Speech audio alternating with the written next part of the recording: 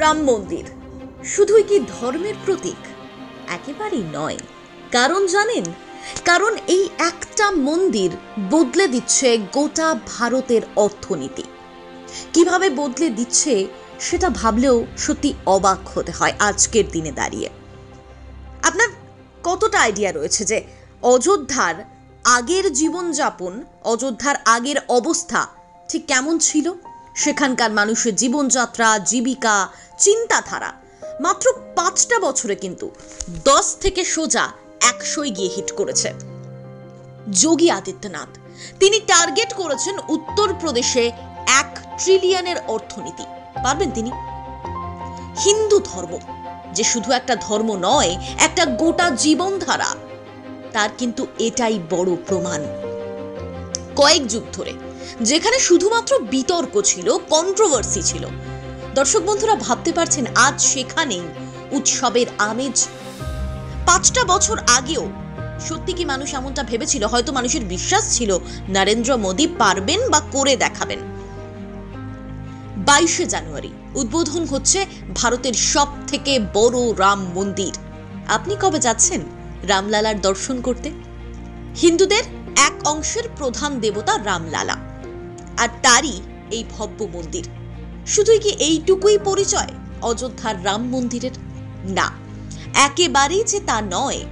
একটা মন্দির ভোল বদলে দিচ্ছে 24 কোটি জনসংখ্যার একটা রাজ্য উত্তরপ্রদেশের, আর সেই সঙ্গে অর্থনীতিতে বিগ বুস্ট, যা ভারতকে এগিয়ে নিয়ে যাবে তরতর করে। 2023 14ই মার্চ তারিখটা মারাত্মক ইম্পর্টেন্ট, আপনি মনে রাখবেন প্লিজ। কারণ এদিন উত্তরপ্রদেশকে চমকে দিয়ে যোগী আদিত্যনাথ তার নির্বাচনী কেন্দ্র গোরক্ষপুর থেকে ঘোষণা করে দিয়েছিলেন উত্তরপ্রদেশ আগামী 4 বছরে হবে 1 ট্রিলিয়নের অর্থনীতি। আর জানেন তো, এই টার্গেট যে শুধুমাত্র নির্বাচনী প্রচার ছিল না, এবার কিন্তু সেটা হাতে নাতে প্রমাণ পাওয়া যাচ্ছে। একটা মন্দিরকে ঘিরে কি কি তৈরি হচ্ছে অযোধ্যায়, যদি রাম মন্দির সংক্রান্ত সব খবর আপনি ফলো করে থাকেন তাহলে নিশ্চয়ই অনেক তথ্য আপনার কাছে থাকবে। কিন্তু যারা জানেন না তাদেরকে বলছি, তাদের উদ্দেশ্যে বলছি। সেখানকার মানুষ, মানে অযোধ্যার মানুষ বোধহয় ভাবতেও পারেনি রামলালার আশীর্বাদের এতটা বর্ষণ গত 5 বছরে সেখানে হবে। অযোধ্যাকে ঘিরে 32,000 কোটি টাকার বিনিয়োগ করেছে উত্তরপ্রদেশ সরকার, যেখানে অযোধ্যা শুধু উত্তরপ্রদেশের নয়, গোটা ভারতবর্ষের মেজর রিলিজিয়াস পর্যটন কেন্দ্র হতে চলেছে এবার। অন্তত 260টা প্রজেক্ট অলরেডি লাইন আপ করা রয়েছে সেখানে। আর এখানেই অযোধ্যা প্রজেক্ট 2031, অযোধ্যা প্রজেক্ট 2047 এর মতো বড় পরিকল্পনাও করে ফেলেছেন অলরেডি যোগী আদিত্যনাথ। অযোধ্যায় এই রাম মন্দিরের কারণেই তৈরি হলো শ্রীরাম ইন্টারন্যাশনাল এয়ারপোর্ট, যা মোদির হাত ধরে উদ্বোধন হচ্ছে।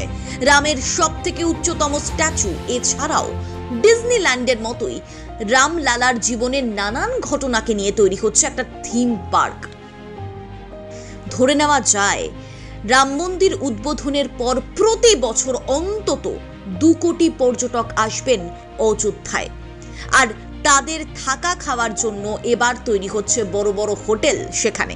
এর মানে উত্তরপ্রদেশে অযোধ্যায় একসঙ্গে পর্যটক ও হসপিটালিটি ইন্ডাস্ট্রি বুস্ট আপ হচ্ছে। ভেবে নিন এই ইন্ডাস্ট্রি ঘিরে তাহলে কত কত কর্মসংস্থান হতে পারে। এক্ষেত্রে স্থানীয়দের দাবি, আগে তাজমহল দেখার জন্য উত্তরপ্রদেশে আসতেন মানুষ, কিন্তু এখন আসবেন রাম মন্দির দেখার জন্য।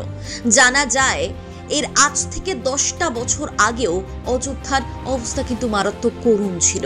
বেসিক্যালি দরিদ্র মানুষের সংখ্যায় ছিল সেখানে বেশি, কিন্তু এবার ছোট ছোট অন্তত কয়েক হাজার রকমের ব্যবসা গজিয়ে উঠছে এই মন্দিরকে ঘিরে। একে ঠিক অনুসারী শিল্প বলা যায় না, অনুসারী ব্যবসা আপনি বলতেই পারেন। স্থানীয়দের দাবি, সুপ্রিম কোর্ট 2019 সালে রাম মন্দির নিয়ে রায় দেওয়ার পরপরই 3-4 বছরে অযোধ্যা বা তার আশেপাশের এলাকায় জমির দাম, মানে ল্যান্ডের দাম অন্তত 10 গুণ বেড়ে গিয়েছে। শুধু তাই নয়, প্রথমত মন্দির ঘিরে, দ্বিতীয়ত পর্যটকদের মনোরঞ্জনে ছোট ছোট বহু ব্যবসায়ীরাই এখন বড় বড় স্বপ্ন দেখছেন। আর সেটা বুঝতে পারা যায় মন্দির চত্বরের আশেপাশে চোখ রাখলেই। এমনটা তো নয় যে শুধুমাত্র ভারতবাসীদের কাছেই আকর্ষণ রাম মন্দির। এখন বিশ্বের নানা দেশের মানুষ আগ্রহী এই মন্দির একবার দর্শন করার জন্য, রামের জন্মভূমি অযোধ্যায় এসে ঘোরার জন্য। রাম মন্দির উদ্বোধনের আগে অনেকেই কিন্তু জানেন নিজের শরীরে তাদের ছাপ রাখছেন কিভাবে, ট্যাটুর মাধ্যমে। আর তার জন্য এই আবহে কাজ বেড়েছে অযোধ্যার ট্যাটু শিল্পীদেরও। অনেকেই হাতে তৈরি রাম মন্দিরের মডেলের পসরা সাজিয়ে বসেছেন বাজারে। পাশাপাশি যদি ছোটখাটো বিজনেসের কথা বলি, যেমন শ্রীরামের পতাকা, শ্রীরামের ছবি, মালা, লকেট, চাবির রিং, কুর্তা, টি শার্ট সহ অন্যান্য পোশাকেরও চাহিদা বেড়েছে। টেক্সটাইল শিল্পেও কিন্তু প্রচুর কাজ হচ্ছে এই মুহূর্তে। Confederation of all India traders CAIT এদের অনুমান শুধুমাত্র জানুয়ারি মাসেই ভগবান শ্রীরামের মন্দির সম্পর্কিত পণ্য বিক্রির পরিমাণ 50,000 কোটি টাকা ছাড়িয়ে যেতে পারে। ভাবতে পারেন 22 তারিখের পর এই জায়গায় চেহারাটা যে কতটা পাল্টে যেতে পারে সেই ছবিটা কিন্তু ধীরে ধীরে এবার স্পষ্ট। আর মনে রাখবেন, এই ছোট বড় ব্যবসায়ীদের মধ্যেই রয়েছে সর্বধর্ম সমন্বয়ের মানুষ। রাম মন্দির তৈরিতে কিন্তু খুশি সেখানকার মুসলিমরাও, কারণ একটা মন্দির ভাগ্য বদলে দিচ্ছে গোটা অযোধ্যার মানুষের। অযোধ্যার জনসংখ্যা বর্তমানে 3.5 মিলিয়ন, সেখানে প্রতি মাসে 4.5 মিলিয়ন পর্যটক আসার অনুমান করা হচ্ছে। মোদী সরকার বা যোগী সরকার যেভাবে অ্যাডভার্টাইজ করছে গোটা দেশ জুড়ে রাম মন্দিরের, তাতে শুধু দেশ নয়, এবার বিদেশি ইনভেস্টমেন্টও আসবে উত্তরপ্রদেশের মাটিতে, এমনটাই অনুমান অর্থনীতিবিদদের। এর মানে এক ঝটকায় বছরের শুরুতে দেশের অর্থনীতিতেও আসতে পারে বড়সড় পজিটিভ পরিবর্তন। শেয়ার বা স্টক মার্কেটও কিন্তু তরতর করে উপরে উঠতে পারে। এক্ষেত্রে বিরোধীদের অবশ্য দাবি, লোকসভা ভোটের আগে হিন্দু ভাবাবেগকে উস্কে দিতে রাম মন্দিরের তাস খেলছেন মোদী। সেই কারণেই তাড়াহুড়ো করে অসম্পূর্ণ একটা মন্দির খুলে দেওয়া হচ্ছে। কিন্তু এটা যদি আপনি শুনে থাকেন তাহলে সত্যিটাও আপনাকে জানতে হবে। রাম জন্মভূমির তীর্থক্ষেত্র ট্রাস্টের কর্তারা বলছেন, অস্থায়ী মন্দির দর্শন করতে এখনই দিনে 25,000 থেকে 45,000 দর্শনার্থী ভিড় করছেন। গত এপ্রিলে রামনবমীর সময় সেই সংখ্যাটা পৌঁছেছিল 1,36,000-এ। 21 ফুট উঁচু মন্দিরের সামনে এত ছোট্ট একটা পরিসরে এত লোকের ভিড় সামাল দেওয়া যাচ্ছে না। সেই কারণেই রাম মন্দির খুলে দেওয়া হচ্ছে। এর সঙ্গে রাজনীতির কোনো সম্পর্ক নেই। 1955 সালে জানেন তো, সুপ্রিম কোর্ট তার নির্দেশে বলেছিল হিন্দু কোনো ধর্ম নয়, এটা একটা জীবন ধারণের পথ, 200টা ধর্মের একটা সমন্বয়।